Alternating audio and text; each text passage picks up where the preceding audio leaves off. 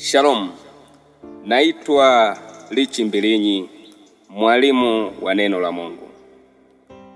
Nawakaribisha katika YouTube chaneli yetu ya Nguvu ya Kujua, ambayo hapo katika chaneli yetu tutajifunza vitu mbalimbali vilivyo ndani ya Biblia na vilivyo nje ya Biblia, ili tupate kujuzana mambo yaliyofichwa nyuma ya pazia, ambayo hayo yaliyo nyuma ya pazia asilimia kubwa watu wanakuaga hawayajui, lakini tumejipanga vyema kufundishana na kufichuliana siri ambazo zimefichwa nyuma ya pazia kwa ajili ya mafanikio yetu. Watu wengi wanatumia nguvu kubwa sana kupambana na vitu vya kimwili, ingawa vitu vyote vilivyopo vinatoka rohoni. Kwa hiyo ninachotaka tupate kujua katika nguvu ya kujua, vitu vile vya rohoni tujue tunawezeje wa kuvitoa vitu rohoni na kuvireta katika uhalisia wa macho ya kawaida. Lakini kuna njia ya kuvitoa huko na kuvileta huku. Katika chaneli hii tutafundishana mahali hapa namna ya kuvitoa vitu hivyo katika ulimwengu wa roho na kuvileta ulimwengu rahisi.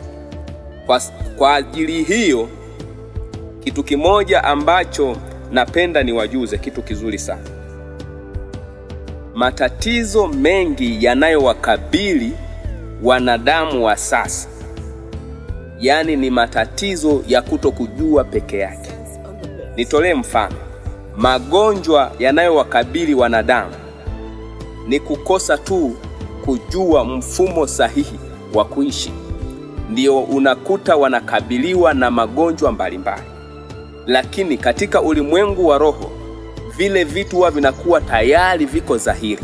Lakini watajifunza wapi wapate kujua namna ya kuishi?